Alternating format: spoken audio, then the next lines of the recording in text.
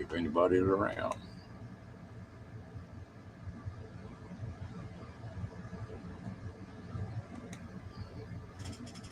Hello, Roy. Roy and Becky and Steve, the desert folk.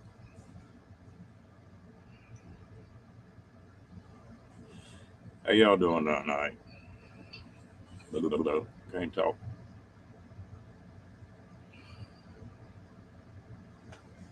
Hard to say what have y'all been up to.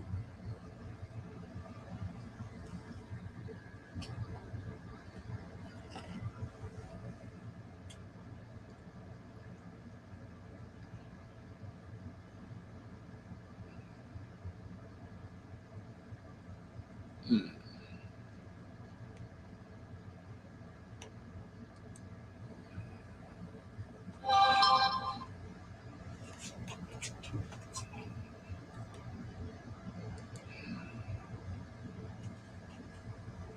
Hello, Janice.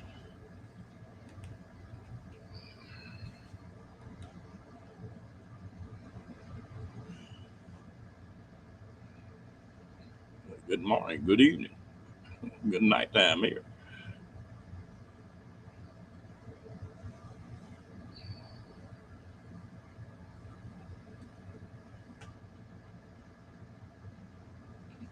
What happened to your road, Roy? Ooh, been there and done that, Steve. That's not fun.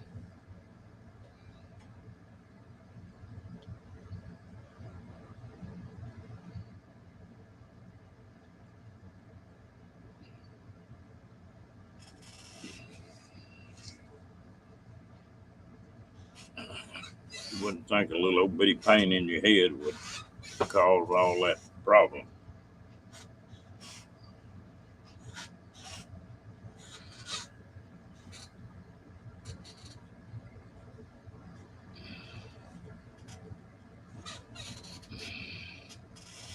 My damn chair don't want to work right.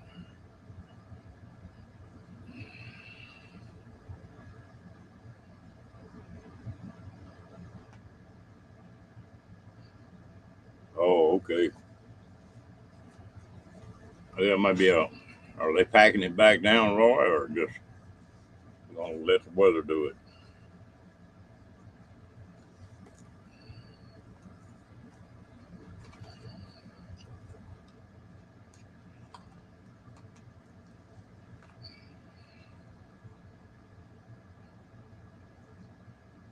Mm-mm-mm.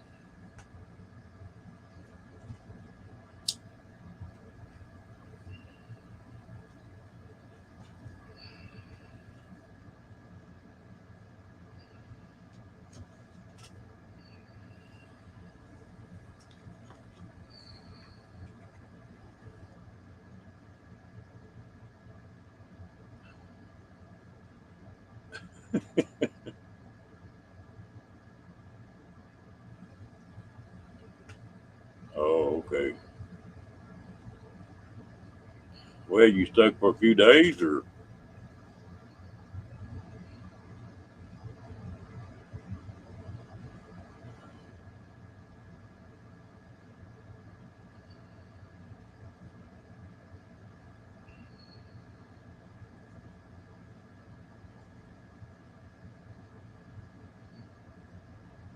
we got something going on where I live out here. I don't know if it's all this rain and then get hot or what the deal is. But the damn asphalt's cracking a long way. You be running down a highway and all of a sudden there'll be a damn crack in the highway, 2 inches wide. You talk about squirreling on a motorcycle now.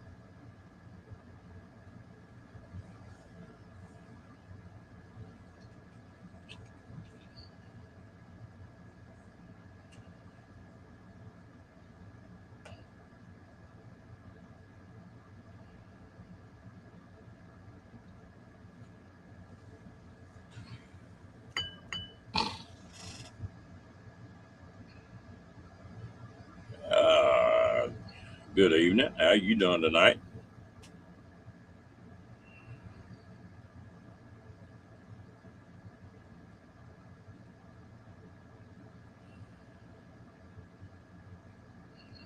Tell you what, these roads are a mess.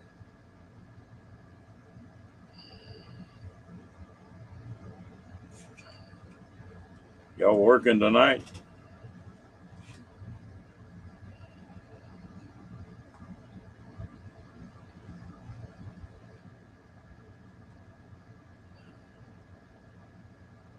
I got to figure out which one this is now. Is this a she or the he? Refugees.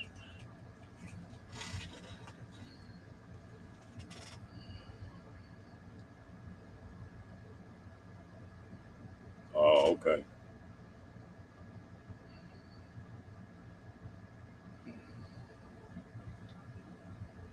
Well, did y'all go do the firecracker stand?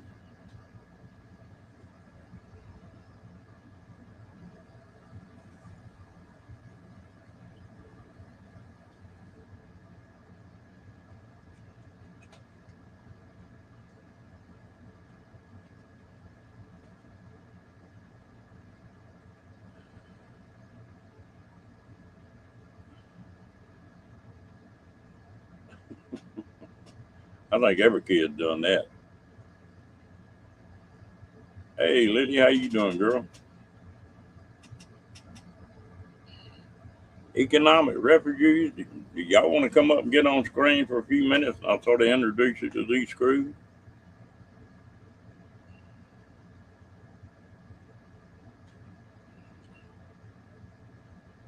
These folks are real interesting.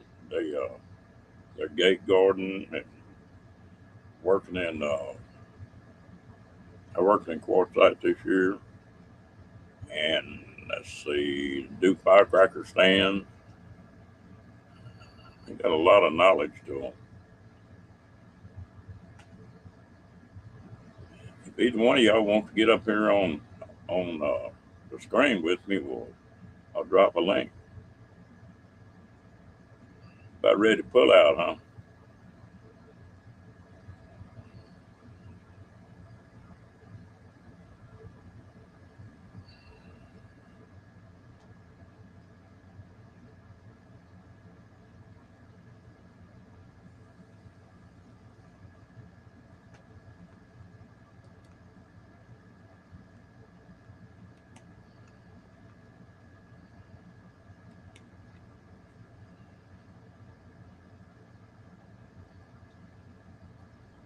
I know you're getting excited, Lily. Gonna be a whole crew of folks up here. Okay, that's fine. Sometime you come in here, we'll set it up and we'll get you up here. Sort of introduce you around a little bit.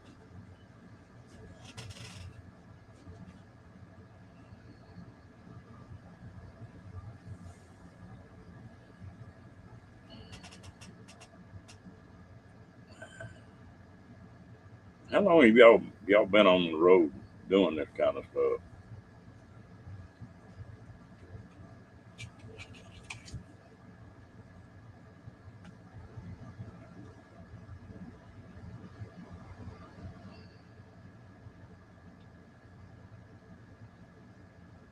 Okay, Roy. Hey, we get Steve up here too.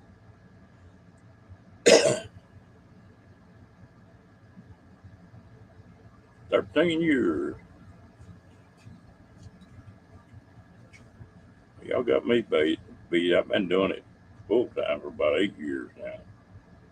But then I had about 3 years behind that pulling RV.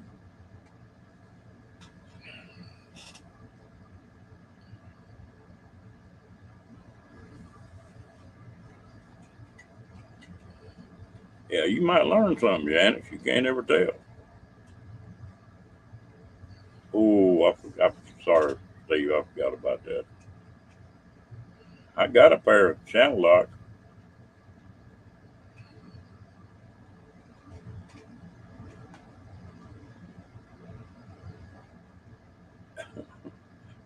When I was in Nam, Steve, I got a toothache. And so I finally got back in the rear where I could go to a dentist and walked up. I think the guy was about half drunk, but I walked in there and he said, "What do you need?" Really? Well, I do some of that. He's still asleep. But anyway, I walked in this guy's little room there and sat down in the chair, and he said, "What's the problem?" I said, "I got a toothache been killing me, and I've been out in the bunnies. I couldn't do nothing." He said, "We take care of that." He reached and got them forceps and reached in there and said, "What tooth?" And I showed him, and he clamped down on that sucker. About 30 seconds, it was out. It was just like probably a minute from when I walked in and sat down in that chair. And no, they didn't dead nothing. They just pulled it, which really wasn't too bad. It hurt for a minute, but then it was all right.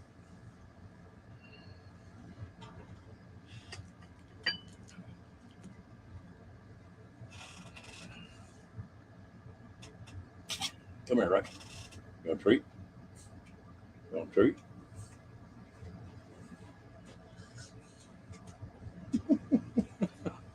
Rocky's mad at me. I put police spray on him a while ago.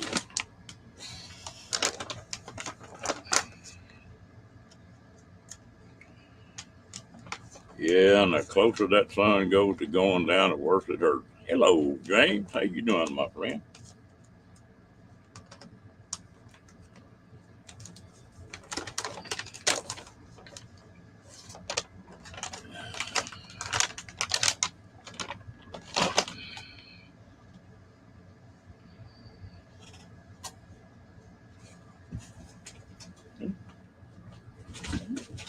Come on here.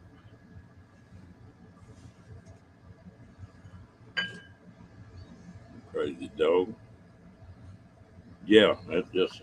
I was going to show him to you, but he's mad at me right now. I sprayed him with that flea and tick spray, and he won't come over here. Come here. Go treat. Go treat. Well, come on.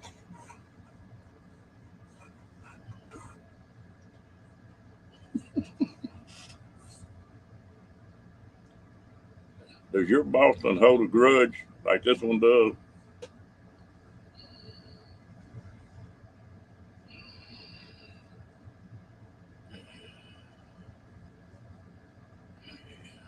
Yeah, and then he give you Stevie give you antibiotics for 10 days, and then he go back in there and do something with it.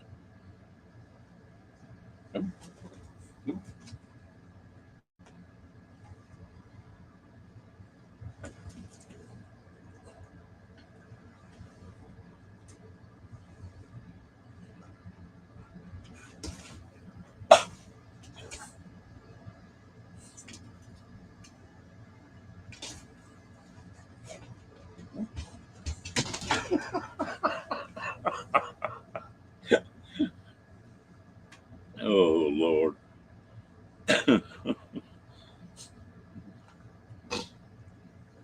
just want to get mad at you, and he won't have nothing to do with you for 30 minutes. Come here, right? Come. He just looked at me and went and got in his bed.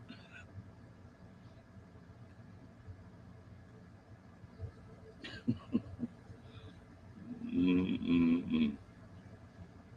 Ain't getting pretty bad when a damn dog high heads you.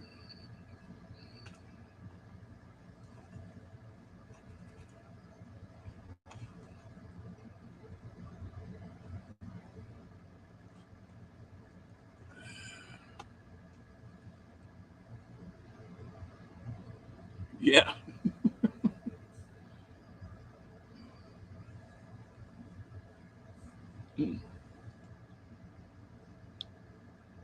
they got a personality all their own.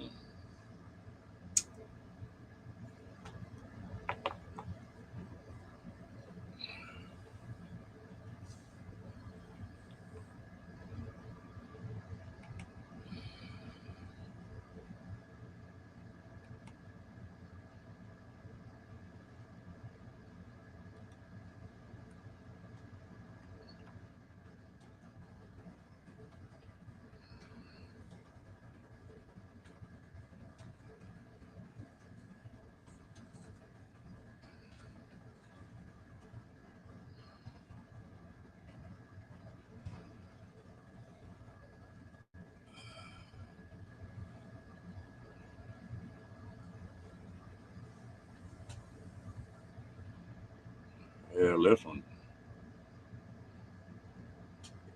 Come here, Rocky. Rocky. Yeah, he'll settle down in a minute. I'd have to go catch him now. Let me see if I can get him.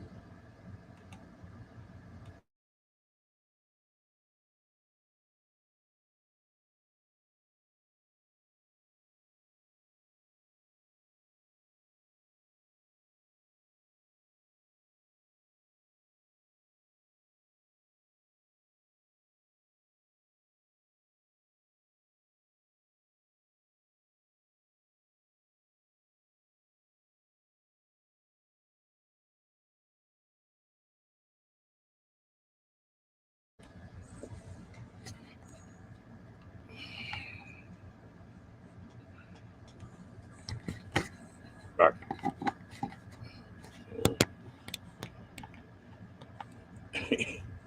He's sold up, boy. He is mad. Rocky.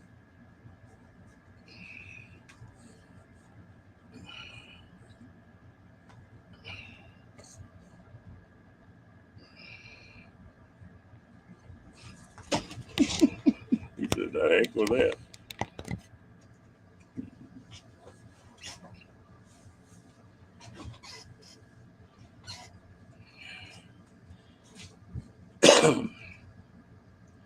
Oh, I tried the treats. He wouldn't even go for that.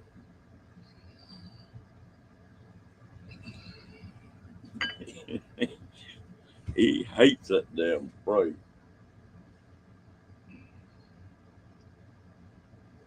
Yeah, he's back over on the bed. He done got on my bed now.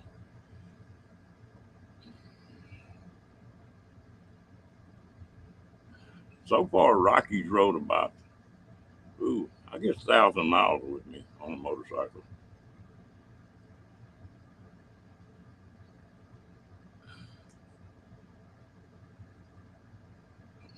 Yeah.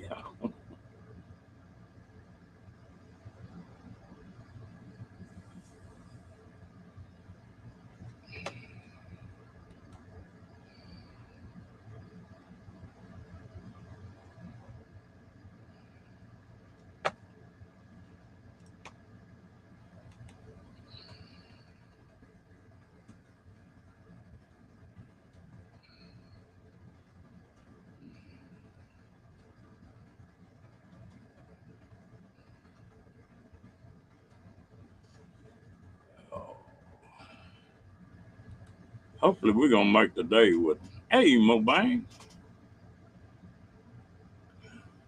Miss Linda Barker. You on the way to the meetup?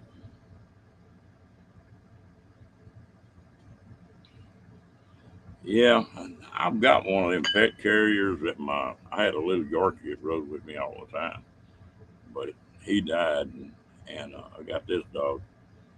But that pet carrier is too small for him. I'm gonna have to order a bigger one. Of course, I was riding that Harley of mine with that sidecar on it. He didn't mind it too much.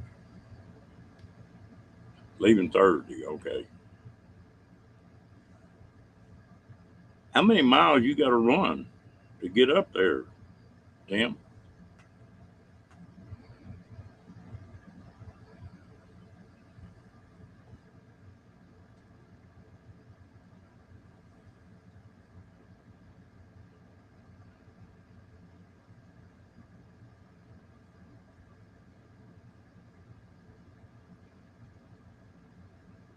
900 miles. Mm, a hell of a day. But you split it up in 2 days, or you just run straight through?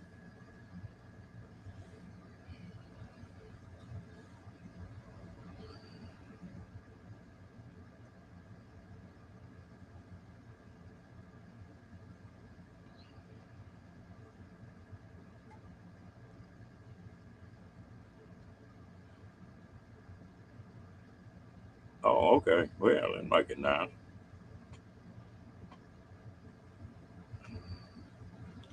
I was disappointed the other night. I was talking to Badge, and he says he's not going to make that one, that meetup down in Texas. 2 days, yeah. That's not too bad days like that.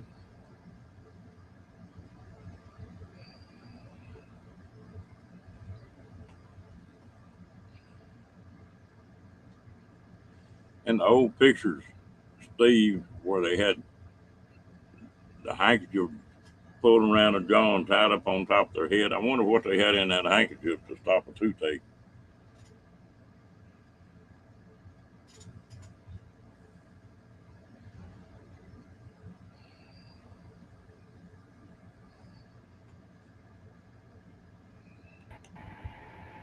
Oh, Mr. Roy. Hey, you guys hear the air conditioner? No, that air conditioner quiet. And I forgot to turn YouTube off. Hey, quit YouTube. And now the boys are going to love you. Move.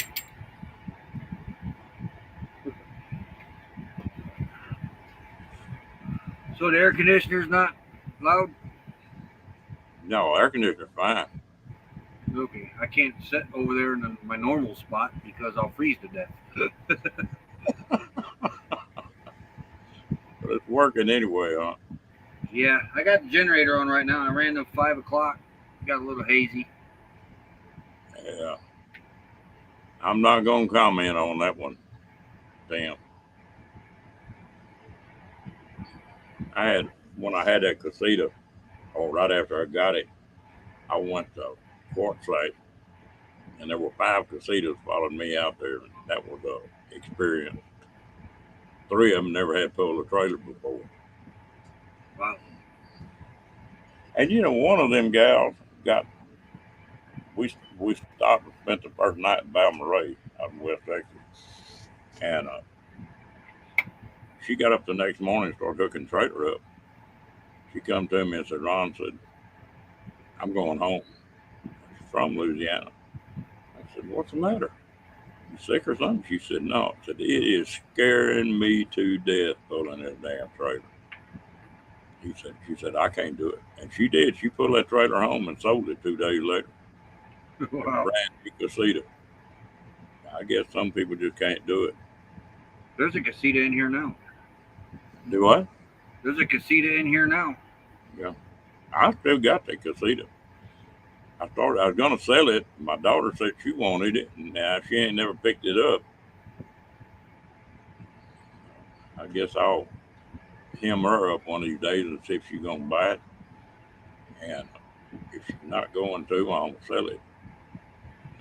I can get more money for it than I paid for it. Yeah, they're pretty popular still. And they're good. If that trailer was a foot wider and 2 foot longer, I would never look for another trailer. That fiberglass shell on that thing, you don't have to worry about hail or leaks or any of that kind of stuff. No.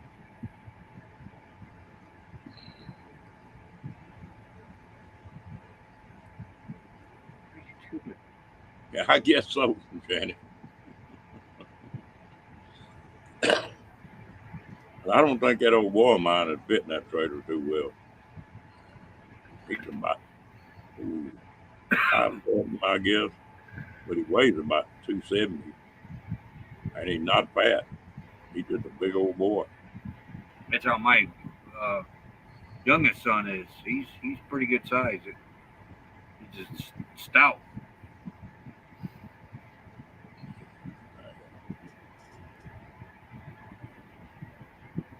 Well, Tim, is your newbie pulling a trailer or doing the minivan, or how's you going?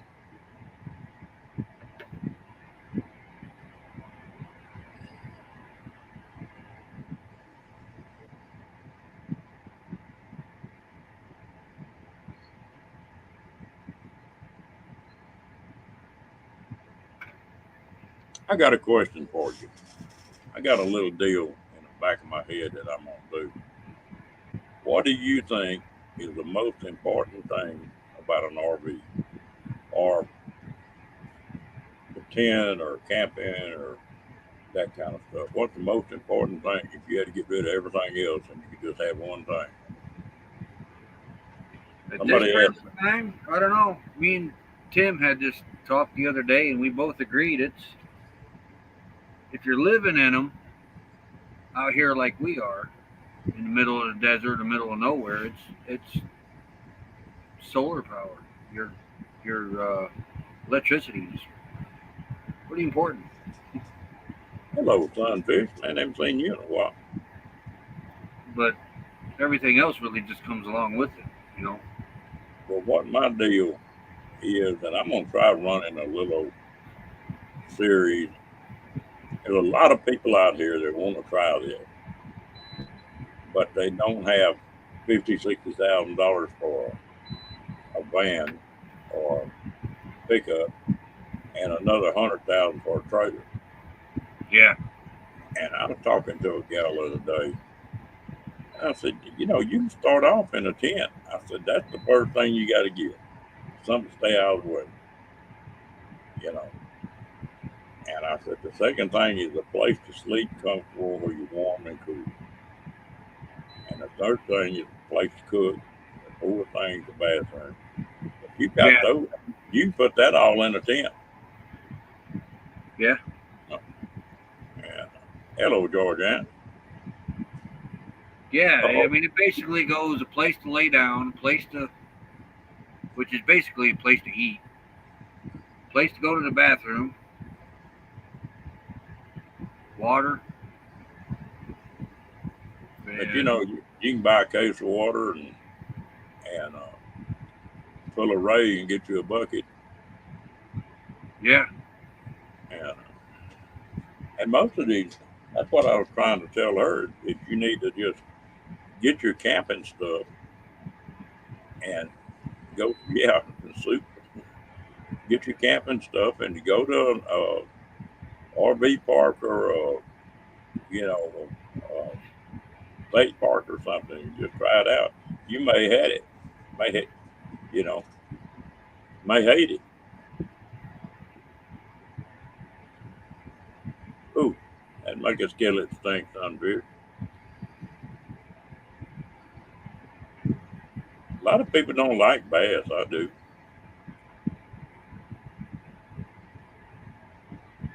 Yeah,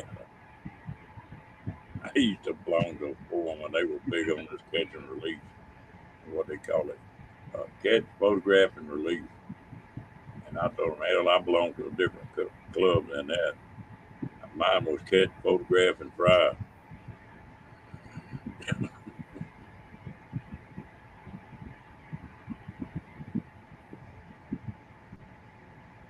I like bass. Yeah, I do I like too. panfish. I like a lot of panfish. I like to take bass and get them about a pound, pound and a half before you can fry them whole. I tell you, the best tasting fish to me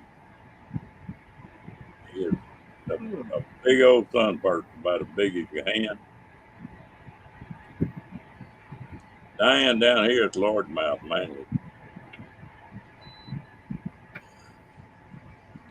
But you take one of them big old bluegill, scale that thing and fry him whole. I believe that's the best tasting fish there is.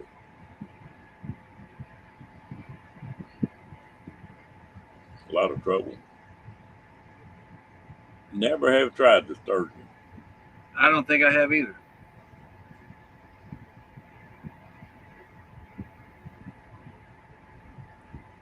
Sandfish down here. Yeah. 4 feet and long tails. Like that one I caught my quail fin the other day. I got a big one running around the RV out here. He comes out every morning. I think he's saying howdy to me. I'm not real sure. He goes back under the RV. What kind? One of them spiny ones. Oh, the lizard? Yeah. Yeah, okay. He's a good size. Yeah, his body's about like that. And then his tail's probably. Damn, that is big for one. Yeah, I googled him, and he looked like he's pretty much full age. You ever fool with them old? No, I don't know. They may not have them where you came from. Them old striped lizards, the one that got all the covers running long ways on them. Nah, we ain't got hardly any lizards up there in northern Indiana. If you see one, it's rare. Boy, when we was a kid, we'd mess with them things. They'll drop off that tail in a heartbeat, run off without Yeah, a tail. That tail be wiggling. yeah. It was last year up in no, not Quartzsite, Flagstaff, up by Lake Mary, I think it was. I stepped on a dead tree and one come running out of there, and as he come outside, he dropped his tail and took off. Yeah, scared him to death. the tail sitting there just I wiggling. didn't know they did that. You didn't know they did that? When I was a kid, there were all kind of horny toads in Texas then, and we used to catch them things and catch them lizards and put ropes, put strings on them, make ropes on them, play like there's cows, horses, all kinds of stuff. Now you don't see a horny toad, and I know that's not their name. I got corrected every time I say that. It's a horned toad, not a There's one horny. of them here in Arizona. You got quite a few of them out there. Yeah, they're here in the desert. Others have seen them. I haven't seen any horny toads. All the horny toads I've seen are up in Flagstaff. Well, you know why? Them horny toads can't survive without a big ant population.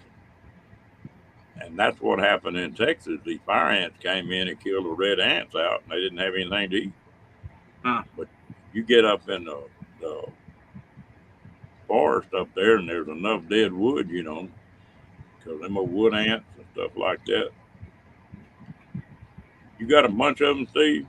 You must have a bunch of dead timber down in places then. Oh, most of the vegetation's off.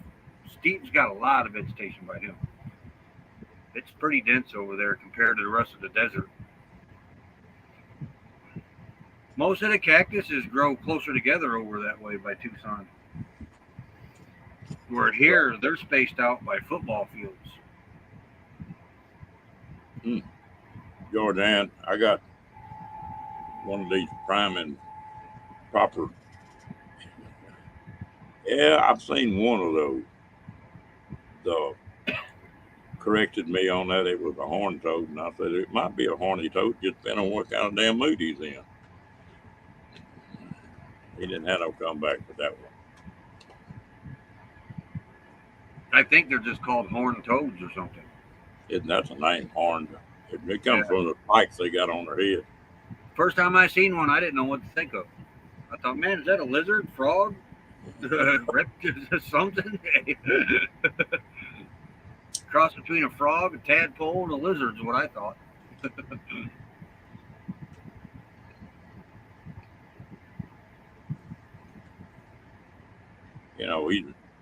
When I was a kid, it's a wonder we hadn't got snake bit. But on my grandfather's ranch, he had one hill there. It had a little creek at the bottom of it, and it was probably 100 acres on the back side of that hill. It was a rattlesnake den up there. We go up there and take a BB gun, and get a long stick, and them old big cactus up there all have rat nests at the bottom of them. You go to poking that rat nest, and about half the time a rattlesnake or copperhead to come out. I ain't no telling how many of them I've killed with a BB gun.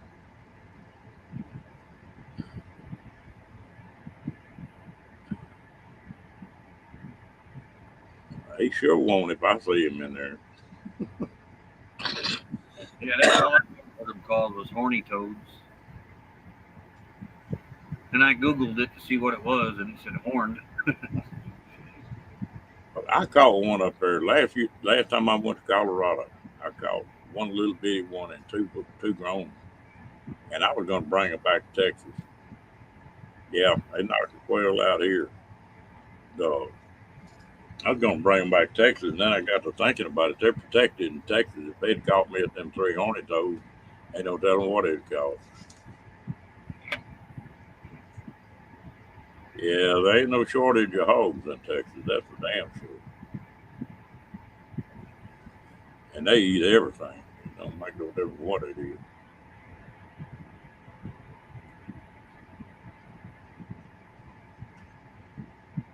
Like you can take a 6-foot rattlesnake though and take that BB gun and shoot him right behind the eye in that pit with just a regular old.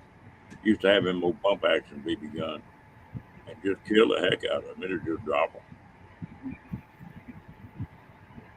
Yes, it opens.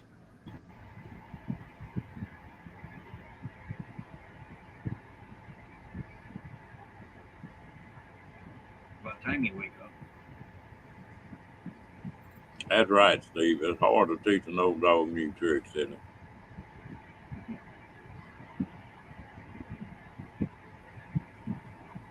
Well, I sort of caught it permanently, Lily.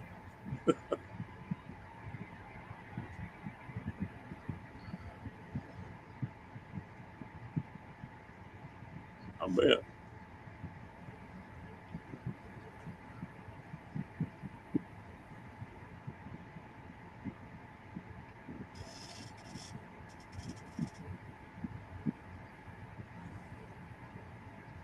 I sure like to hunt that thing with a bow. Need to find me another. I'd like to try some wild hogs sometime. Well, it all depends on the time of the year, Roy. Really? Yeah, like right now and for the last 2 or 3 months, they're real good. But if you kill them when the acorns and the pecans and all that stuff are falling, they're so greasy you can't eat them.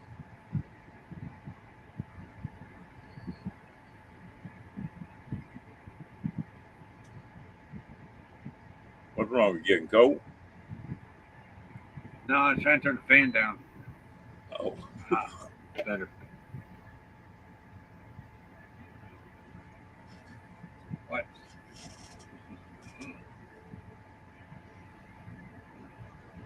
We should go to the store and get some fish.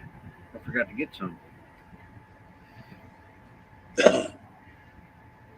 seems like them old catfish are schooled up right now. So I'm fishing.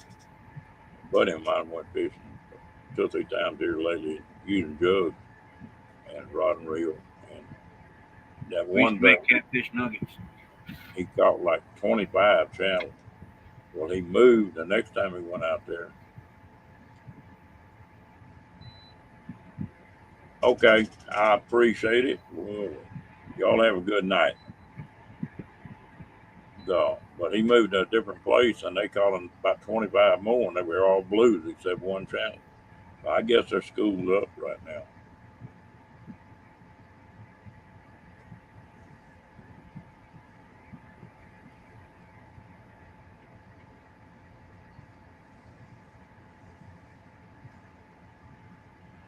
Y'all have a good night. Economic refugees are. I'm gonna have to check them out. Do what? I have to check that channel out. Economic something. Yeah, they're some neat people. They've been on the road for a long time, but they work. I mean, they're working different jobs while they're on the road. Yeah.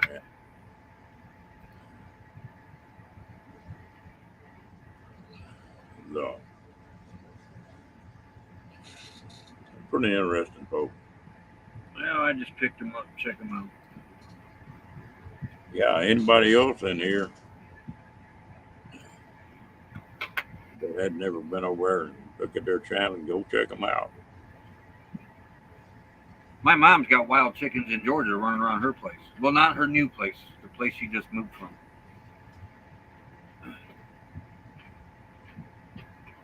They can't kill them because it's illegal in that town. I think it was Winder. It's illegal to kill them because they were descendants from Civil War chickens.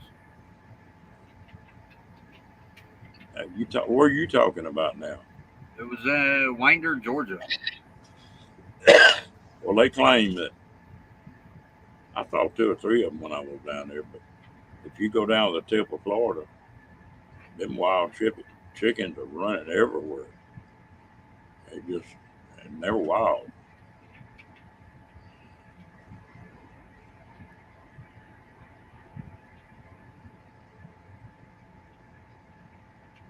Yeah, I load that 45 long goats I got. I load them shot shells for it. Snake.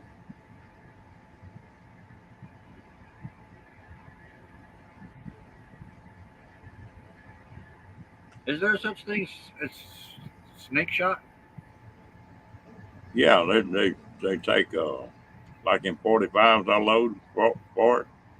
It's a plastic capsule. You put number 12 shotgun pellets in it, and Hmm. then load it like a regular shell, and that plastic shell will stay on the outside of it till it runs out the end of the barrel, and then it'll start spreading out. Oh, But you can buy them. You can buy them for 22s, and that's what Sunfish is talking about. yeah, I got my 22. I didn't know there was specific shot for snakes. It'd be good to have. Yeah, it's like a little miniature shotgun. Yeah, I mean, when it comes to my dogs and a snake, guess who's going to lose that battle? Yeah, Bunch of tiny BBs. Huh, that's I didn't know that. So it's basically like a bird shot then, yeah. in a roundabout way. Well, like the number eights is 7.5 to 8s is normally what people do hunting quail hunting with. So you get up to 12, they're little pellets, but there's a bunch of them.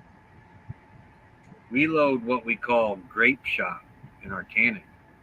Yeah, 1 inch lead balls that's in a canister this big. Now that will tear something up. We shot a SUV with it. And, oh man, if anybody would have been in that. Hold on, Jasper. Oh, okay. I'll be back. He's got to go. They ain't been out all day. It's been too hot. well, just leave your deal up and get back up when you get back here. Yeah, I'll be in the basement. Or you want me? I'll just go behind here. All right, I hear you. I hear you. Okay, I'll be back. All right, those dogs are not spoiled either. Yeah, I don't know. I've heard of all kind of snake repellent, mothballs, and all kind of stuff, but I never had food with any of them. I know you can buy them, but I've heard people say, yeah, they work, and other people said, nah.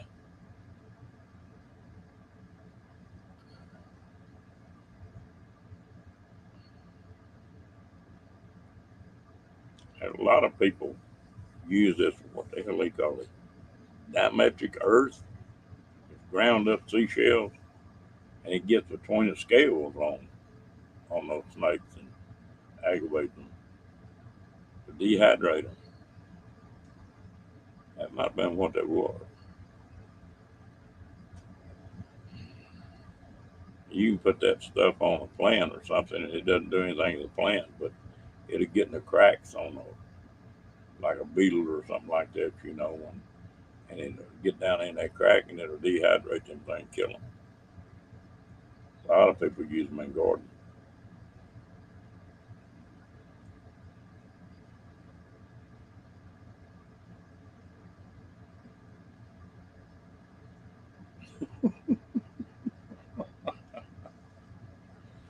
Oh, you cruising for a bruising, Tim?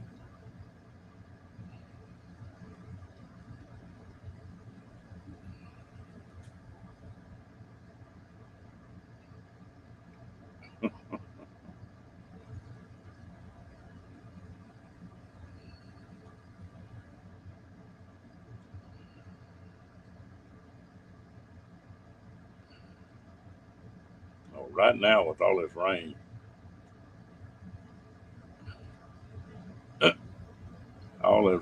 the damn snakes are out around here right now. We're seeing them across the road just all the time.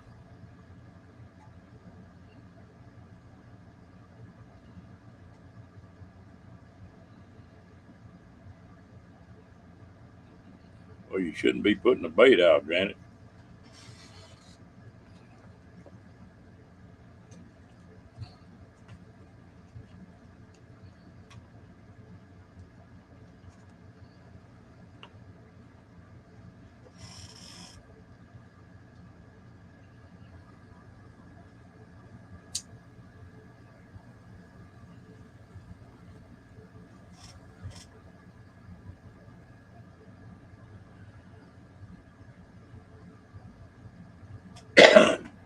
Excuse me.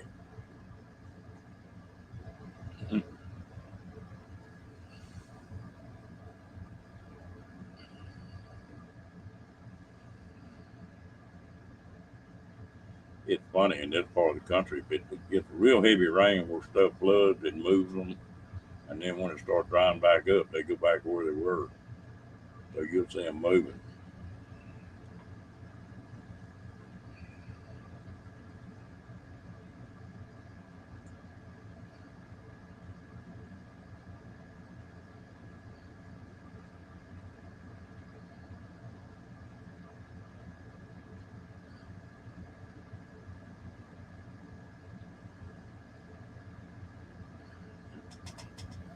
Did you electrify it, Steve?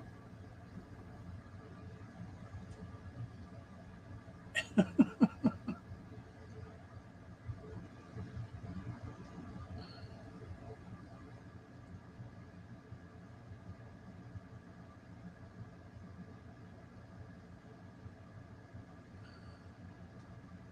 I keep raising these quail, I've been thinking about putting an electric fence around them. One of these net wire fences.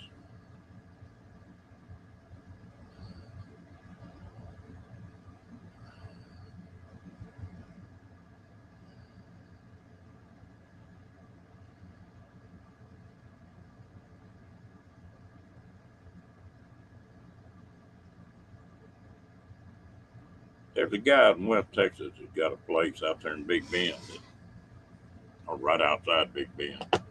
He was having all kind of trouble with it, and he took.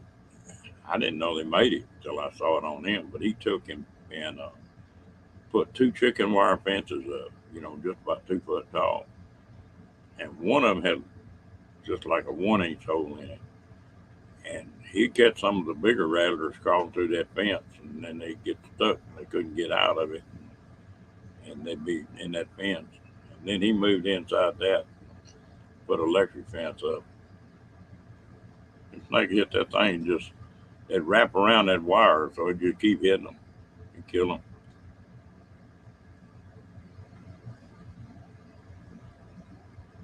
But they got these netting now that's you can hook an electric fence charger to. I think that's what I want to do. It's the second go round I've had with this.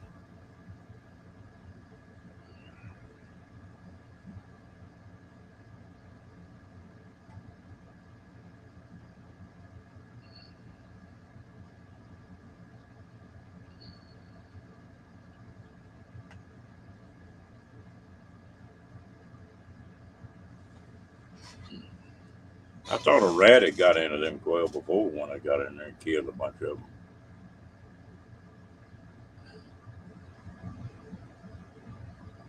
And but this snake, it killed one. He was chewed up the same way that them other quail were. I'm sure it was another snake.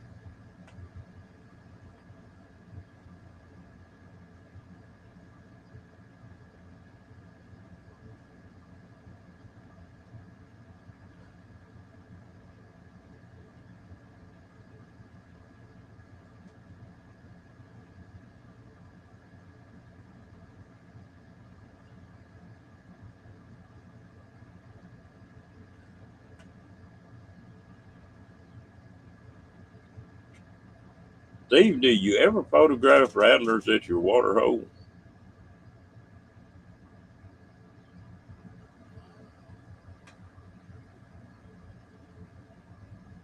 Yeah, you don't want to get into that then.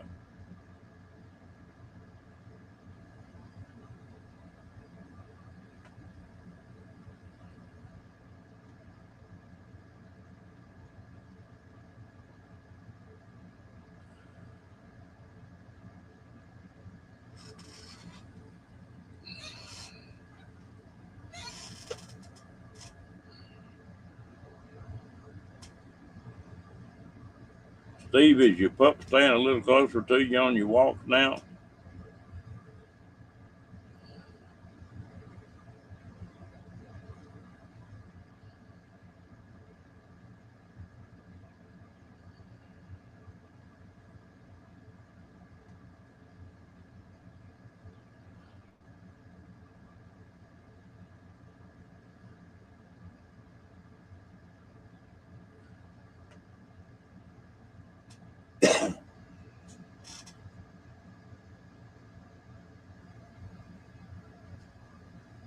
Yeah, that's good. That training may have helped him some on that too.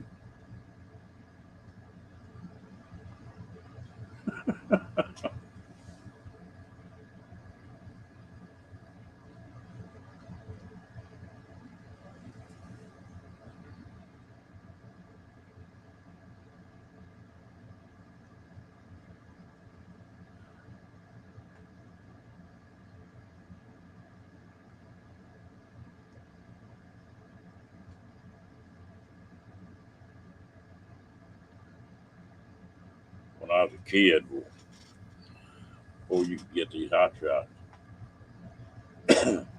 people take a Model A car, rig it up, and lay copper wire on the seat, get somebody in that seat and turn that thing on.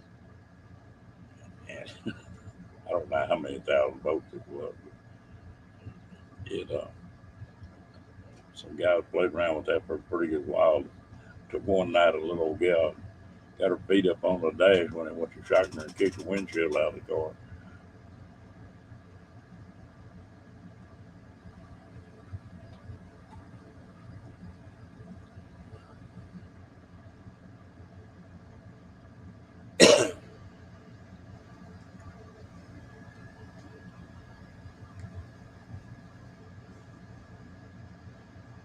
If I shot Rocky, I don't know, he'll have to stay mad at me for weeks.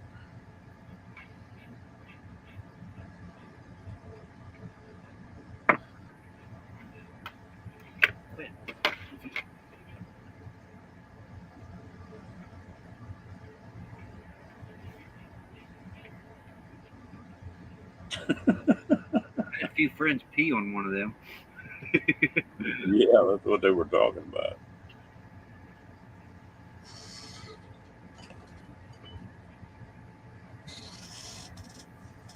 Be as bad as an old boy worked for an electric company here. They he kept having a dog turn their trash cans over. He went out there and hooked 220 up to that trash can and wet the ground down. That cured that dog.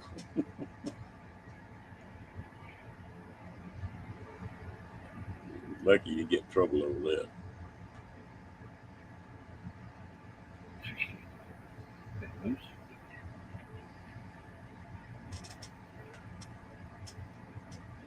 Mm. Everybody ought to get into electric fence every once in a while. Yeah.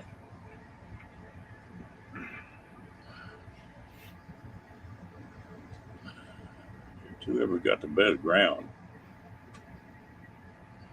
Oh yeah, yeah. That was a neat trick. Hold somebody's hand and grab a fence.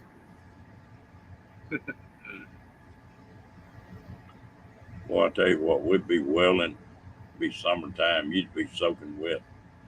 After a while, them leather gloves would get wet. Every time you put a rod in one of them holders, it just rattled your teeth, you know. Well, we had a kid working for me, and he was a smart kid. I'm talking about one of the sharpest I ever had working for me.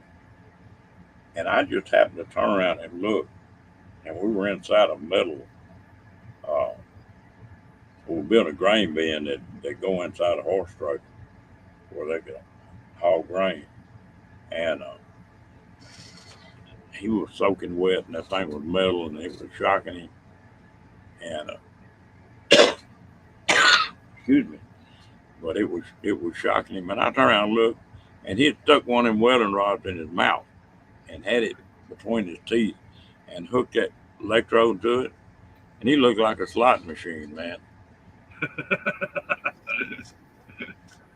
He walked around spitting for 2 or 3 days. He said, all I can taste is metal. I said, man, you have more sense than that. He said, for some reason, I thought my damn teeth would insulate that. It wouldn't shock me. He didn't never do it again.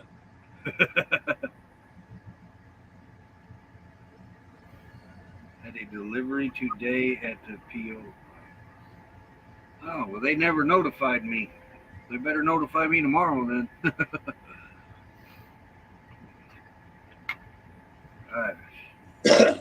This mail service used to be top of the line, but the old guy that's running it now has made a bunch of money on it, and he don't care anymore. Well, I've got some of these Ryobi tools. You got 40-volt battery power tools. Yeah. And them batteries are higher than Blue Blazer.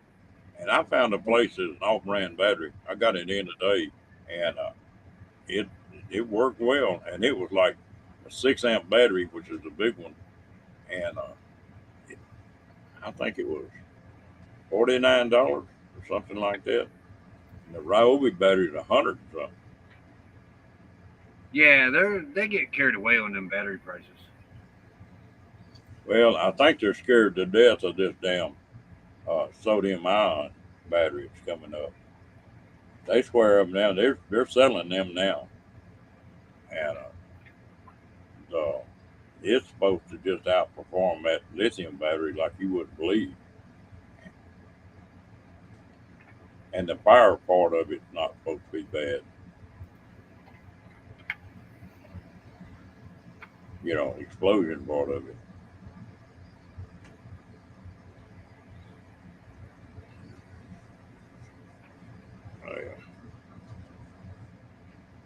I'm curious to see the first one of those, see how they work. They must feel like they're going to do pretty good because Germany, China, U.S., there's 5 or 6 countries that put big plants in to produce that sodium ion. Huh. Yeah. And the charge and discharge rate would crack me up. They said you could charge one that I don't know what size battery it was. They said you could charge that battery in 14 minutes. Wow.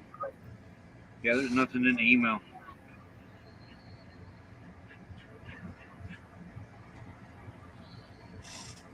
Yeah, I've been watching that thing. It'd be nice when I upgrade these batteries. I will say that. Well, I pretty well made up my mind to do what we talked about last night. I'm not going to invest in the solar panels yet, but I'm going to try to get 5 or 6 of them. These lithium. 3, with this 150 amp hours, when the sun goes down, I can run that generator for an hour and get just about 2 hours runtime on that air conditioner. What is your problem? No, it's not feeding time. What time is it? Well, it's pretty close, ain't it? Yeah, I'm just curious to see how many amp hours it take to run an air conditioner for like 8 hours. You know, without the solar, it's just off battery. Hello.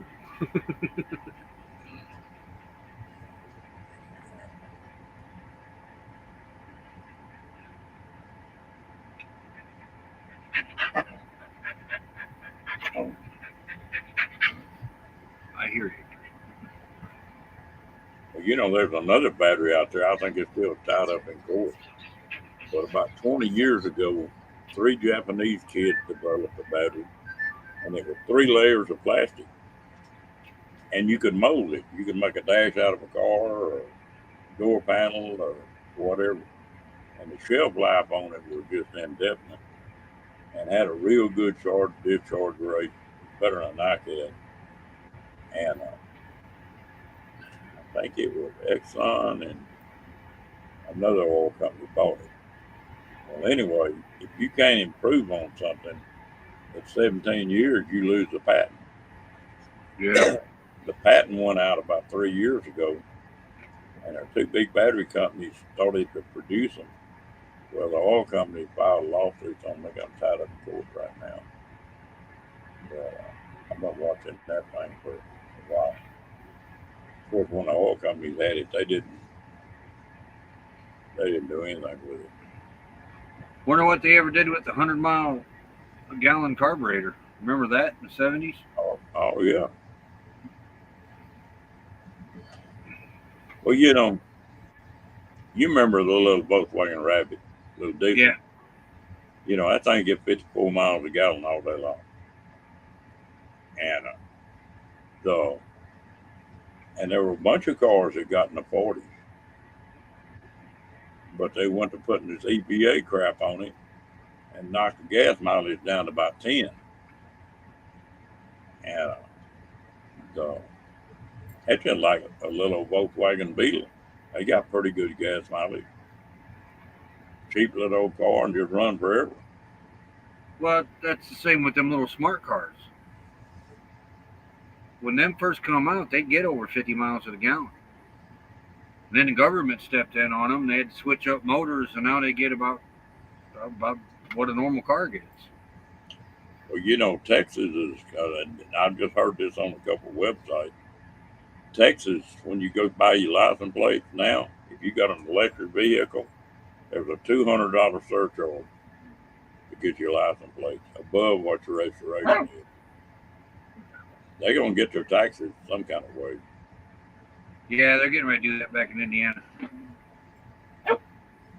And if you charge them things at them charging stations, that electricity's not cheap like that now. Nah. Moose. Quit.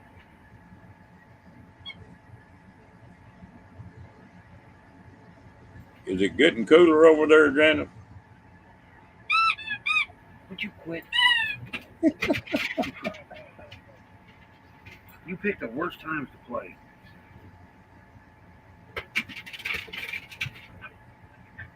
Rocky got where he's not too bad about that. There for a while, every time I turned this computer on, that's when he would show up. Go find the one that don't squeak.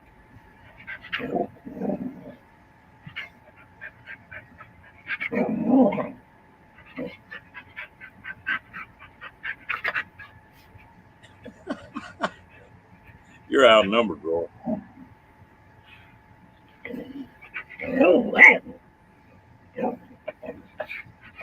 Yeah.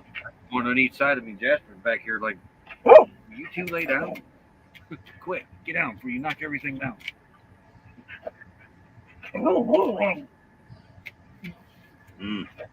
If you don't get one like we can get.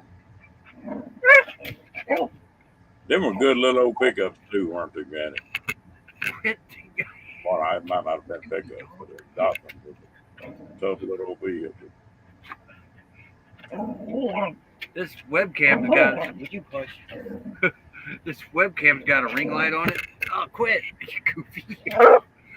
Moose hits it with his nose and it comes. He just did it again. Quit. Get down. Stop. It's a touch light. There.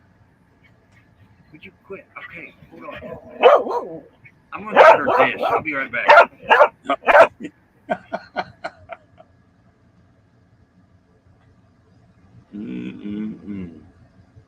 You gone, Lily? Well, go get packed up and get ready to go, girl.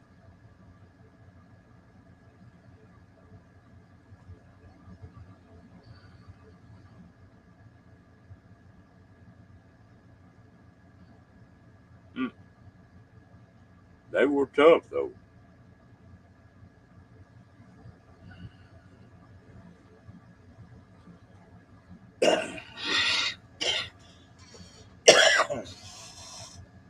I bought a Ford Ranger in the 80s when they first come out.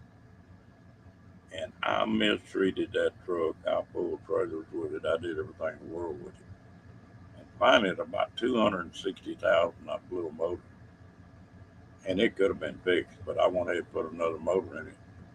And and drove it for another 150,000. And just got plumb damn ashamed of driving it. Parked it.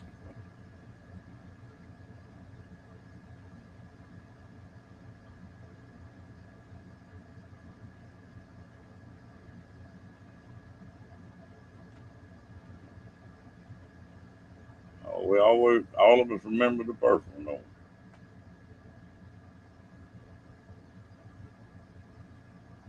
I wish I just had a few of them cars. She didn't want her dish. She wanted one of her milk bones.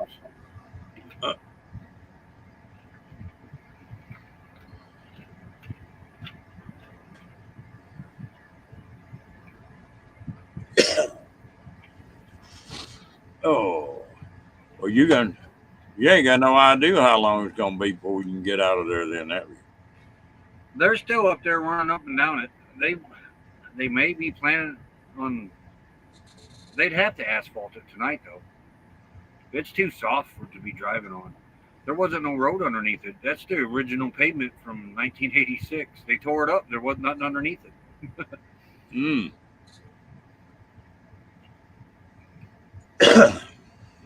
Well, there's extremes in this weather, or giving these highways a bit.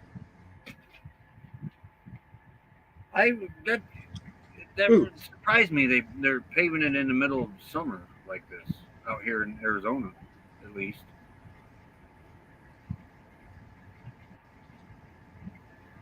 I mean, even back in Indiana, we've had hot days where the asphalt has come up. It's melted. I know you guys have had that in Texas. Well, you know what gets me? The highways are cracking different. I don't know if it's the way they built them or some of these old roads, but they're cracking long way instead of across. Yeah. Would you quit? And Wait, you're not getting that now. boy, on that motorcycle, you can get in trouble if you hit one of them cracks like that. Yeah. So we caught a road company up in Indiana. Stop. And they were putting on thin layers. Roads were only lasting about 2 years. Well, then state hired that company again, come back in, redo the road every 2 years. Well, state finally caught on to it, hired this other company. This company came in and they repaved our 2-lane highway by our house. And it's been 7 years now, and that road still looks good. But they took it down and put on a nice thick, heavy layer of it like the other company should have did. Stop.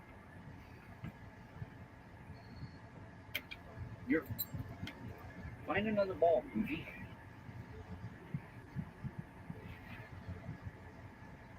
Well, that's one thing I sure have got spoiled of riding this motorcycle.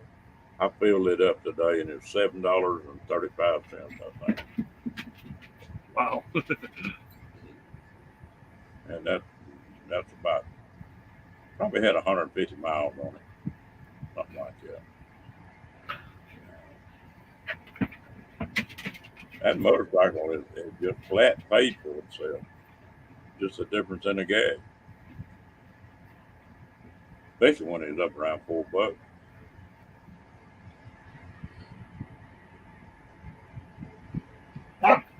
Man, these guys have slept all day. Now you want to get into everything. You get off the internet and they'll settle right down then. Oh yeah, they'll go right back over here and lay right back down. Yep.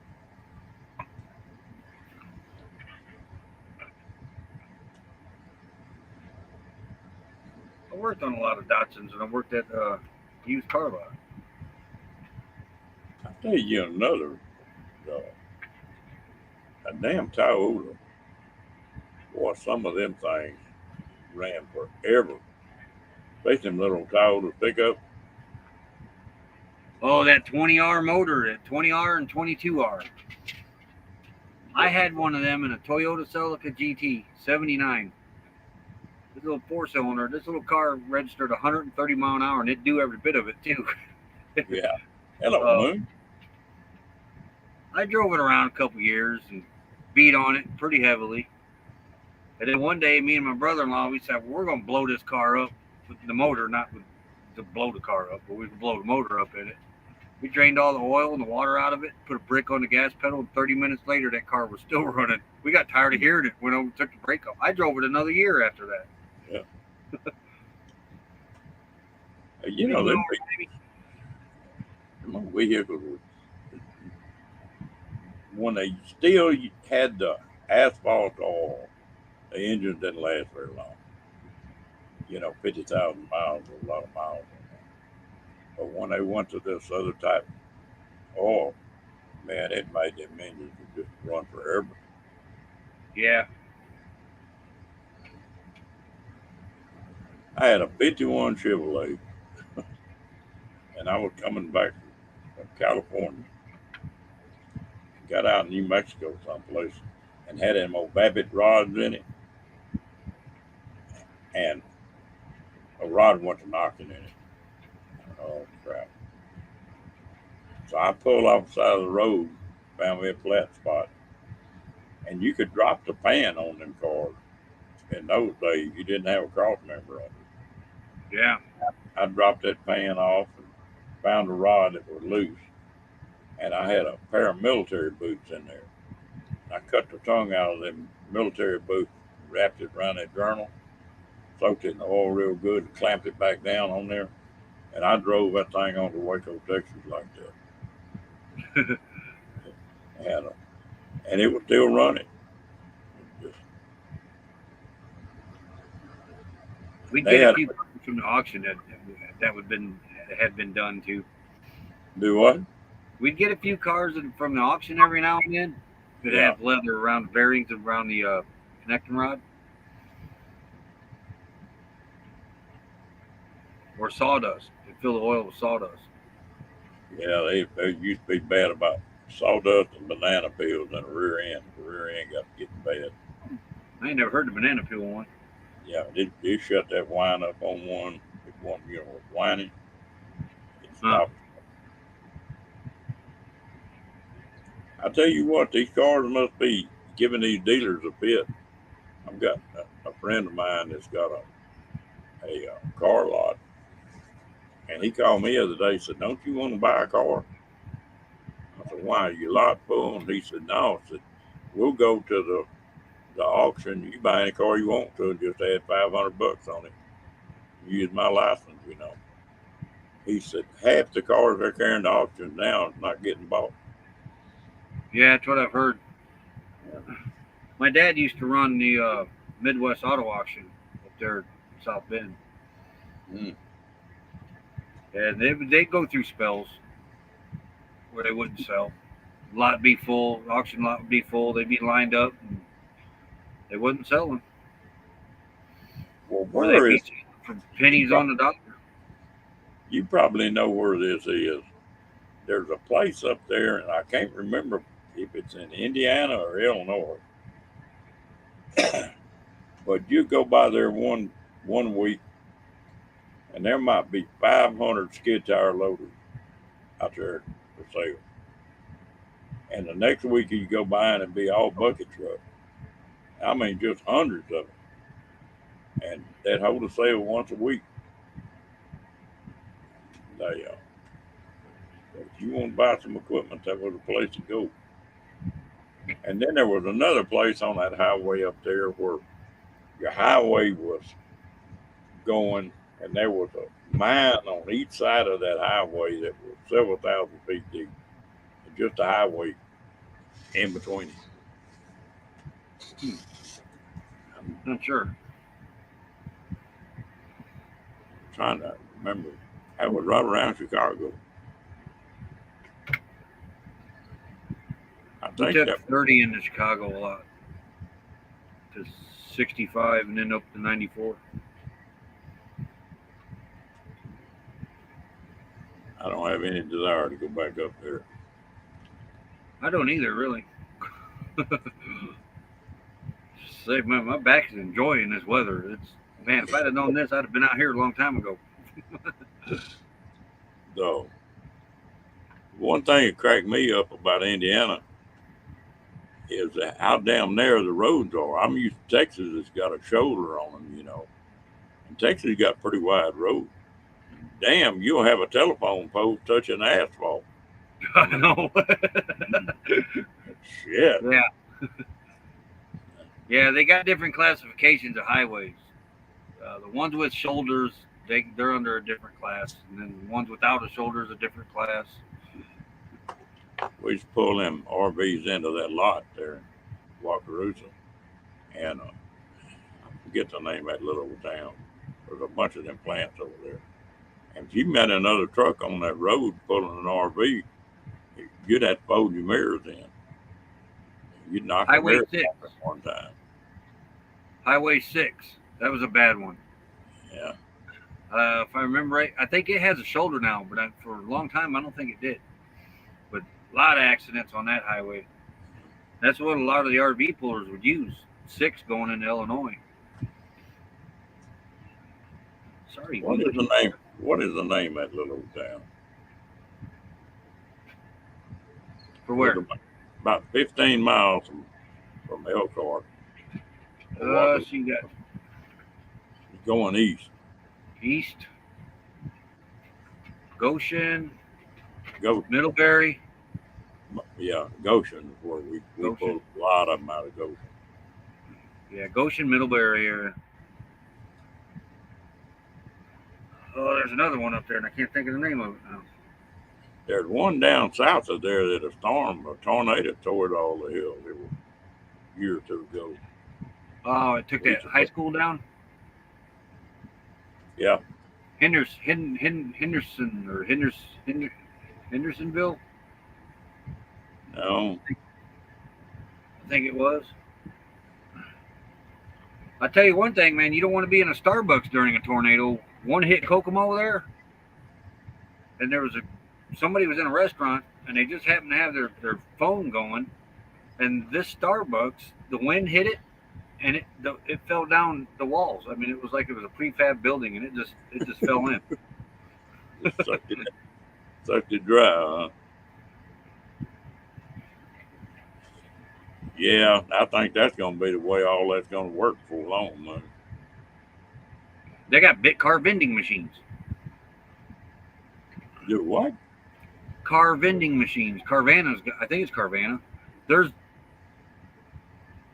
one on 10. We seen one on 10 somewhere. I don't remember what town it was in. But yeah, you go up to a vending machine, put your debit card in, and buy you a card. It spits the car out at you. It's like one of them big stacking garages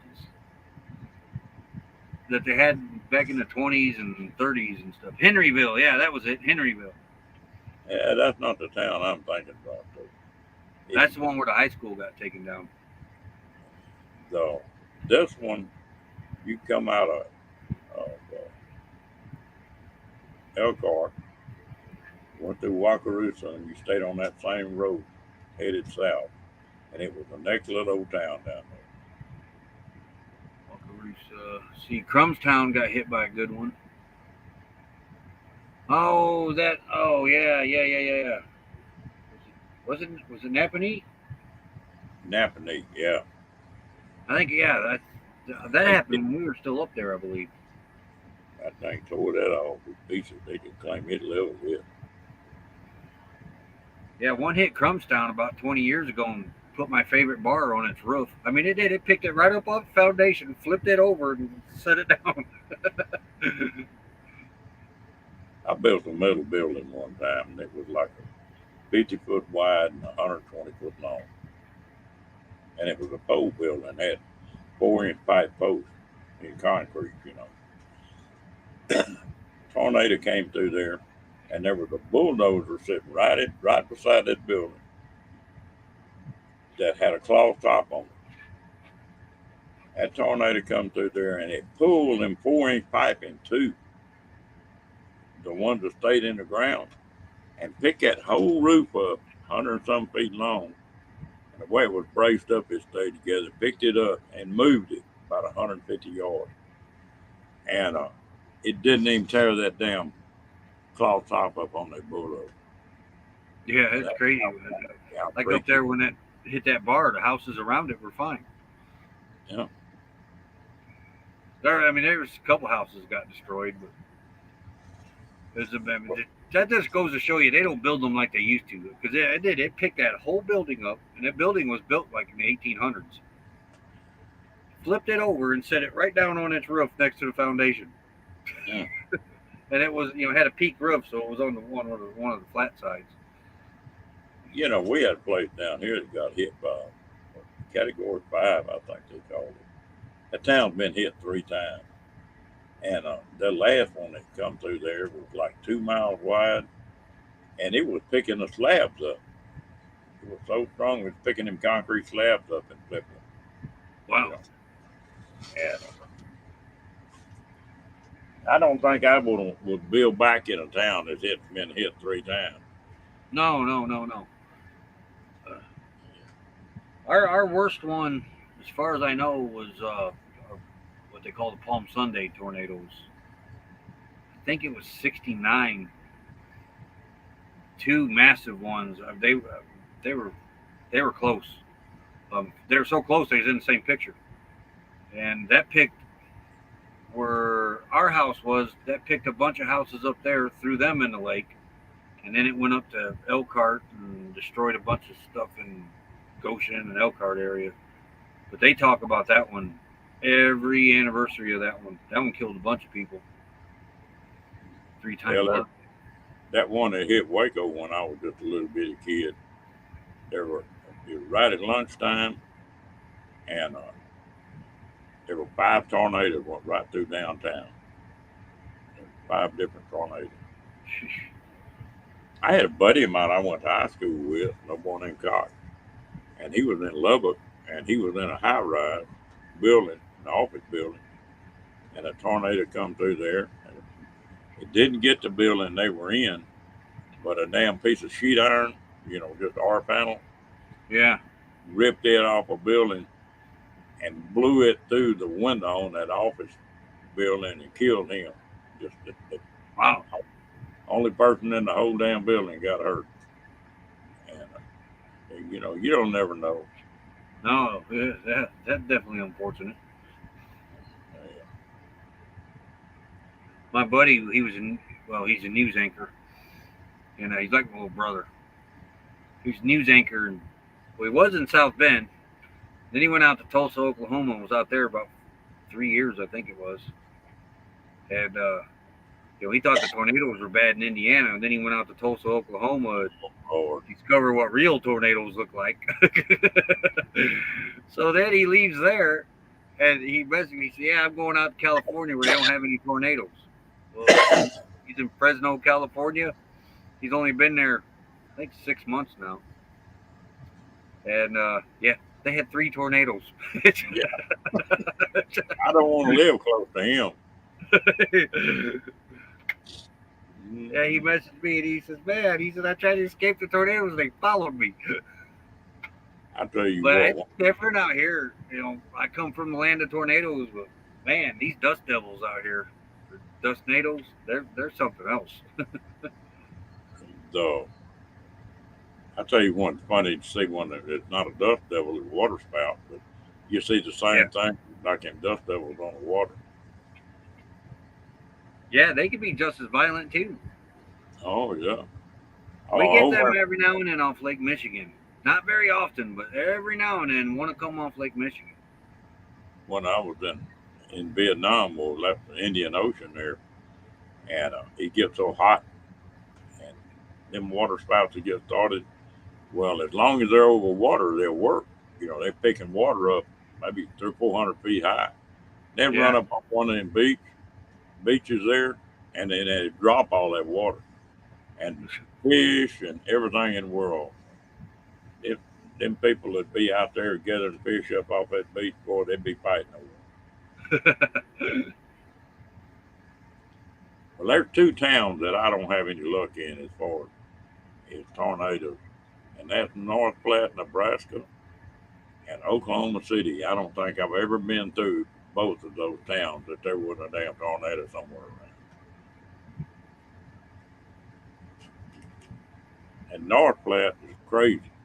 It'd be 15 below in the wintertime, and it'd be 105 in the damn summertime.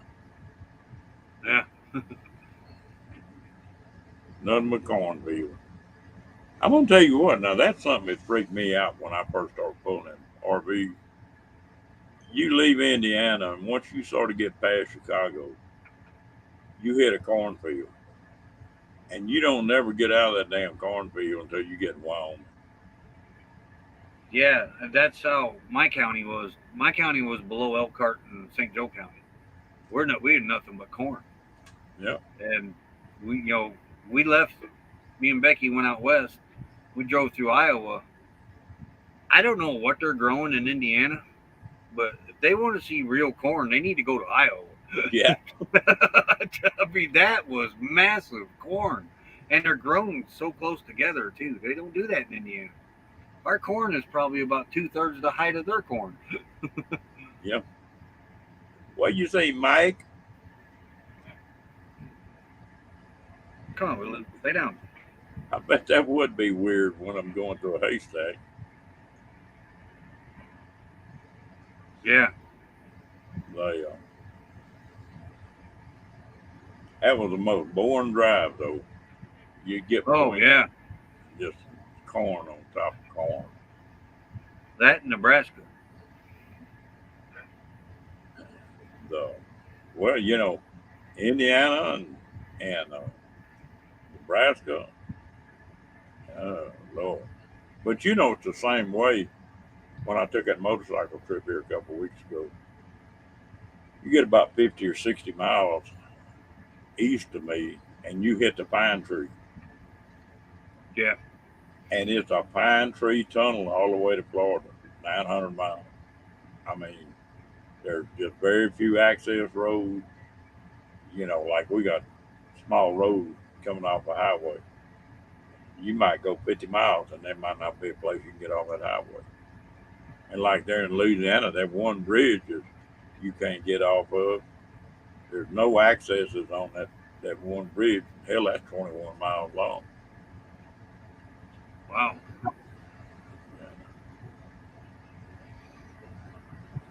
But the thing with corn when it comes to Indiana, there ain't nobody in this world. They've done tried it and they've all failed. But Indiana grows the best popcorn out there. Popcorn, huh? That's where Over Redenbacher come from, Valparaiso, Indiana. But yeah, we do. We got the best popcorn out there. Yeah, you can't beat a real sweet corn on the cob now. That's hard to beat. No, I got pretty mad at my vegetable farm market we used to go to. They always grew their own sweet corn, all cantaloupe, watermelon, tomatoes, everything. Uh, we go there, man. That sweet corn was probably the best we've ever ate. Sweet. Well, they quit selling to the public because Walmart come in and bought all their sweet corn out. Yeah. But, I don't know what the deal is here in Texas. Used to, there was a little corner farmers market type deal just every few miles on these highways here in Texas. You don't see that much anymore. Yeah. All corn's genetically modified. I got some that's not. No, all of it is. From when we first come over here, and because when we first come over here, corn was only about this tall. Yeah. And it didn't really grow no ears. And we modified it since we come over here to the United States to the corn that we have today. I've got some of the native Indian corn, Yeah. And it's a whole different animal. It's not anything like the corn we got raised. Was that the small-eared stuff? Yeah, it's a little bitty short stuff, and Yeah.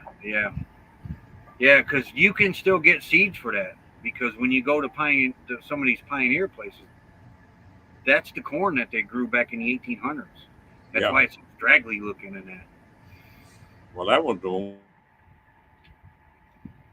one. Just one kind that got little ears and a different color kernel. They're not just yellow or something. A different color kernel. Yeah.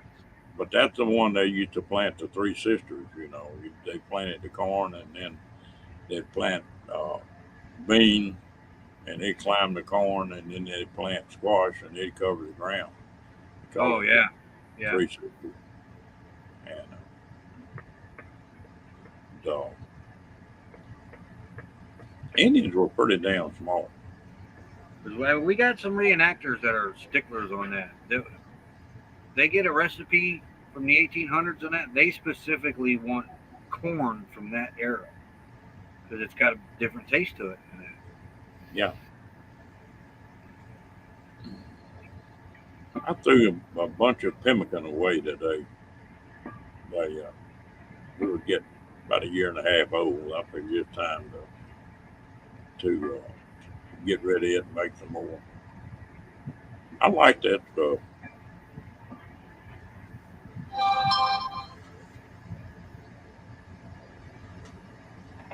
Well, we done been on here about an hour and a half. What do you say we shut this thing down, Mr. Roy? Yeah, I got to round up some dinner. Figure out what this dog wants. Do what? I said I got to round up some dinner and I got to figure out what this dog wants. I've gave her her treat. I've gave her her dish. She wanted the treat, but she didn't want her dish. Then she went and ate out of Moose's dish. Now she's down here wanting something else. Well, Steve, I hope your tooth let you sleep tonight.